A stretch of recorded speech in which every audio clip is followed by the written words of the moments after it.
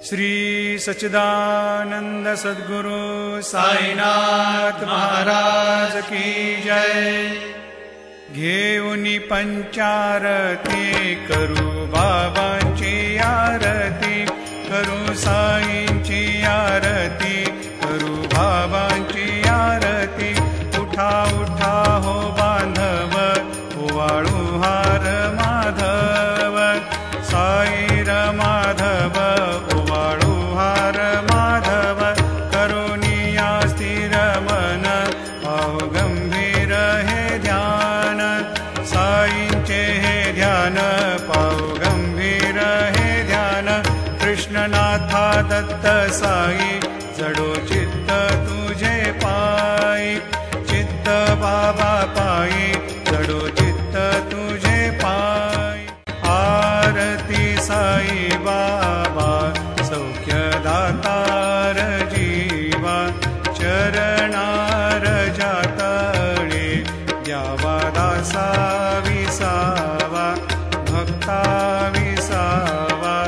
आरती साई बाबा, जाळुनी आनंद, सत्स्वरूपी राहे दंग, मुमुक्ष जना दावी, निज डोळा श्रीरंग, डोळा श्रीरंग। आरती साई बाबा, जयामनी जैसा भाव, दया तैसा अनुभव, दाविसी दया घना, ऐसे तुझी माव, तुझी माव। आरती साई बाबा, तुमचे नाम ध्याता, हरे संस्कृती व्यथा। अगाध तव करणी, मार्ग दाविसी अनाथा, दाविसी अनाथा। आरती साई बाबा, कलियुगी अवतार, सगुण परब्रह्म साकार, अवतीर्ण झालासे स्वामी दत्त दिगंबर, दत्त दिगंबर। आरती साई बाबा, आठा दिवसा गुरुवारी, भक्त करी तिवारी, प्रभु पद पाहवया, भव भय निवारी, भय निवारी। आरती साई बाबा, माझा निज द्रव्य ठेवा, तव चरण रज सेवा। मागणे हेची आता, तुम्हा देवाधिदेवा, देवाधिदेवा। आरती साई बाबा, इच्छित दिन चातक, निर्मल तोय निज सुख, पाजावे माधवाया, सांभाळा आपुली भाग, आपुली भाग। आरती साई बाबा, सौख्यदातार जीवा, चरणार जातळी द्यावा दासा विसावा, भक्ता विसावा। आरती साई बाबा, जय देव दत्तावधूता, हो साई अवधूता, जोडून करतव चरणी ठेवी तो माथा। जय देव अवतरशी तो एका धर्माते ग्लानी, नास्तिका नाही तुला विशी निज भजनी। दाविसी नाना लीला असंख्य रूपानी, हर्षी दीनांचे तू संकट दिन रजनी। जय देव दत्तावधूता, हो साई अवधूता, जोडून करतव चरणी ठेवी तो माथा। जय देव यवन स्वरूपी ऐक्या दर्शन त्वादिधले, संशय निरसुनिया तद्वैता घालविले। गोपी चंदा मंदा त्वाची उद्धरिले, मोमिन वंशी जन्मुनी लोका तारियले। जय देव दत्तावधूता, हो साई अवधूता, अवधूता जोडून कर तव चरणी ठेवी तो माथा जय देव वेदन तत्वी हिंदू यवनांचा काही दावायासी झाला पुनरपि नरदेही पाहसी प्रेमाने तू हिंदू यवनाही दाविसी आत्मत्वाने व्यापक हा साई जय देव दत्तावधूता ओ साई अवधूता जोडून कर तव चरणी ठेवी तो माथा जय देव देवा साई नाथा त्वत्पदनत भावे परमाया मोहित जनमोचन झनि भावे त्वत्कृपया सकलांचे संकट निरसावे देशिल तरते त्वद्यश कृष्णाने गावे जय देव दत्तावधूता ओ साई अवधूता जोडून कर तव चरणी ठेवी तो माथा जय देव शिर्डी माझे पंढरपूर साई बाबार मावर साई बाबार मावर शुद्ध भक्ती चंद्रभागा भाव पुंडलिक जागा भाव पुंडलिक जागा याहो अवघे जन करू बाबाशी वंदन साई श्रीवंदन करू बाबाशी वंदन गणू म्हणे बाबा साई धाव पाव माझे आई धाव पाव माझे आई घालीन लोटांगण वंदीन चरण डोळ्यान पाहिन रूप तुझे प्रेमे अलंगिन आनंदे पूजिन भावे ओवाळिन म्हणे नामा त्वमेव माता पिता त्वमेव बंधु सखा त्वमेव विद्या द्रविणं त्वमेव सर्वं मम देव कायेन वाचा मनसेन्द्रियैर्वा बुद्ध्यात्मना वा प्रकृति स्वभावात् करोमि यद्यत् सकलं परस्मै नारायणायति समर्पयामि अच्युतं केशवं रामनारायणं कृष्णदामोदरं वासुदेवं हरि श्रीधरं माधवं गोपिकावल्लभं जानकीनायकं रामचन्द्रं भजे हरे राम राम राम हरे हरे हरे कृष्ण कृष्ण कृष्ण हरे हरे हरि ओम यज्ञेन यज्ञमयजन्त देवा स्थानि धर्माणि प्रथमान्यासन्न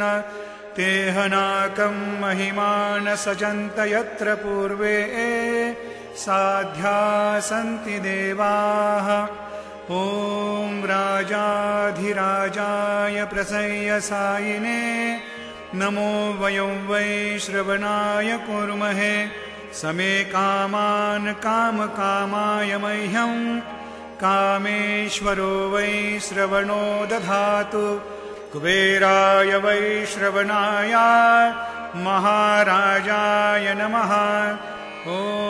स्वस्ति साम्राज्यं भोज्यं स्वराज्यं वैराज्यं पारमेष्ठ्यं राज्यं महाराज्यमाधिपत्यमयं समन्तपर्या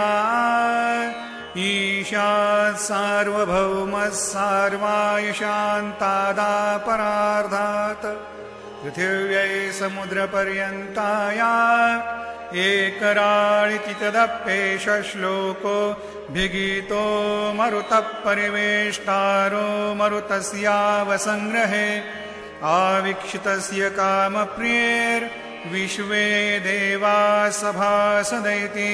श्रीनारायण वासुदेवाय सच्चिदानंद सद्गुरु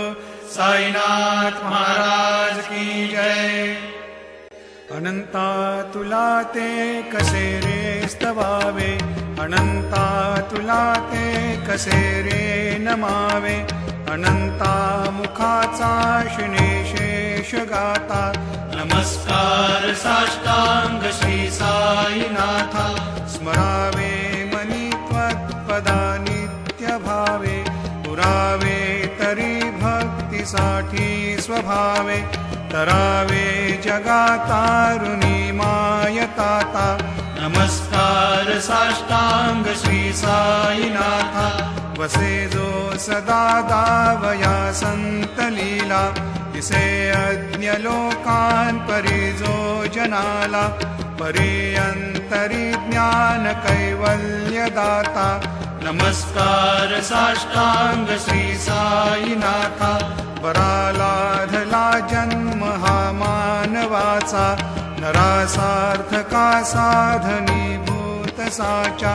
धरू साई प्रेमा गळाया अहंता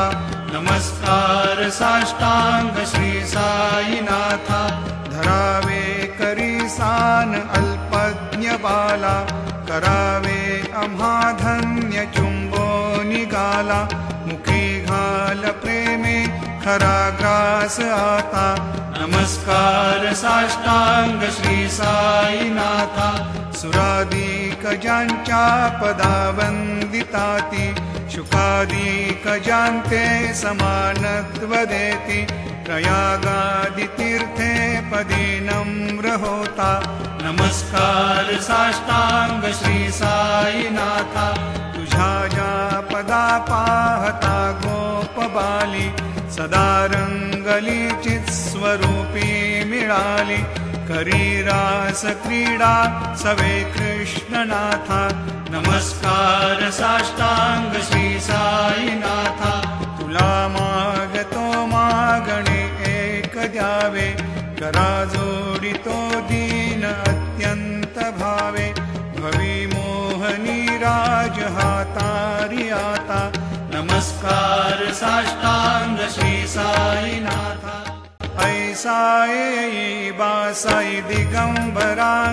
अक्षय रूपावतारा सर्व हि व्यापक तू श्रुतिसारा अनुसूया त्रिकुमारा बाबा येई बा काशी स्नान जप प्रतिदिवशी कोल्हापुर भिक्षेसी निर्मल नदी तुंगा जलप्राशी निद्रा माहुर देशी ऐसा येई बा झोळी लोंबतसे वाम करी त्रिशूल डमरुधारी भक्ता वरद सदा सुखकारी देशिल मुक्तिचारी ऐसा येई बा पायी पादुका जपमाला कमंडलू मृगछाला धारण करशी बा नागजटा मुकुट शोभतो माथा ऐसा येई बा तत्पर तुझाया जे ध्यानी अक्षय त्यांचे सदनी लक्ष्मी वास करी दिनरजनी रक्षिसी संकट वारुनी ऐसा येई बा या परिध्यान तुझे गुरुराया दृश्य करी नयनाया पूर्णानंद सुखे ही काया लाविशी हरिगुण गाया ऐसा येई बासाई दिगंबरा अक्षय रूपावतारा सर्व हि व्यापक तू श्रुतिसारा अनुसूया त्रिकुमारा बाबा येई बा सदा सस्वरूपं चिदानन्दकन्दं जगत्सम्भवस्थान संहार हेतुं स्वभक्तेच्छया मानुषं दर्शयन्तं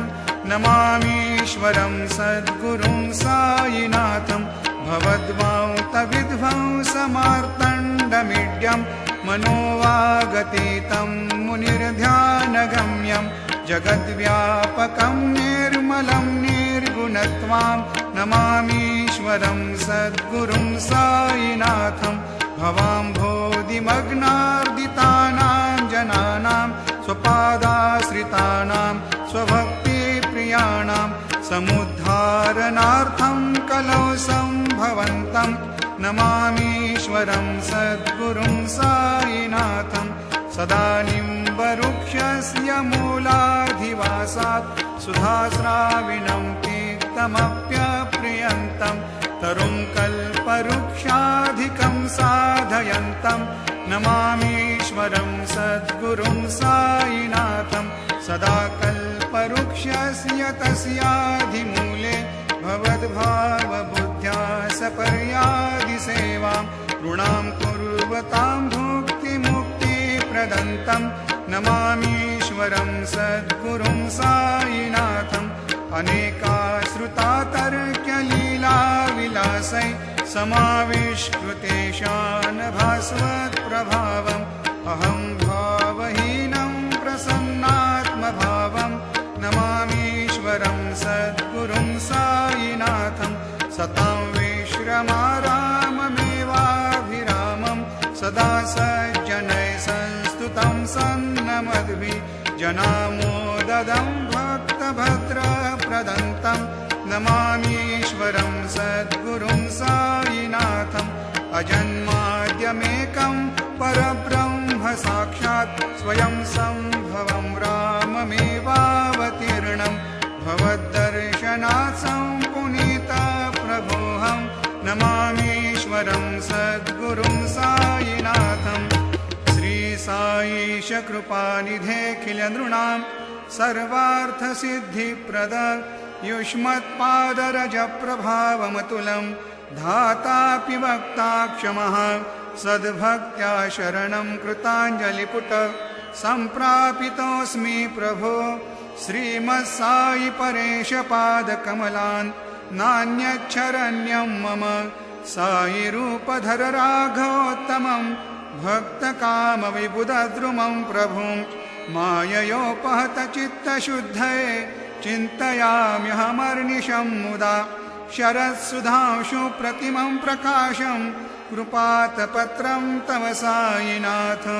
त्वदीयपादाब्जसमाश्रितानां स्वच्छायया तापमपाकरोतु उपासना दैवत साईनाथ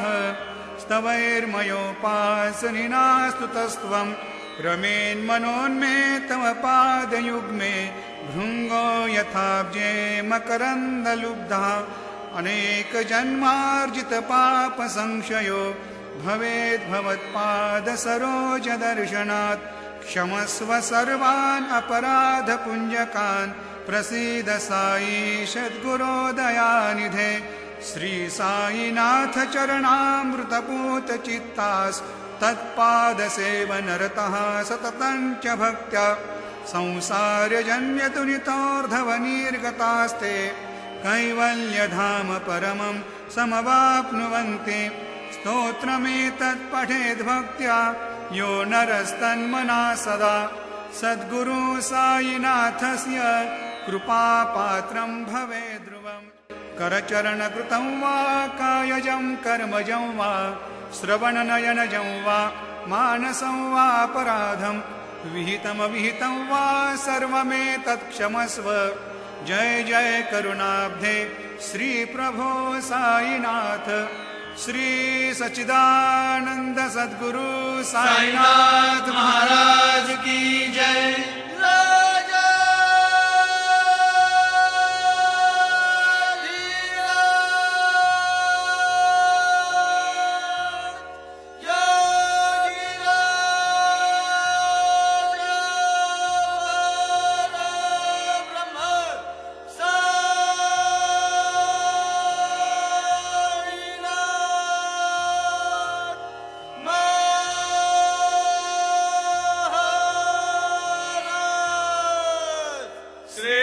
सच्चिदानंद सद्गुरु साईनाथ।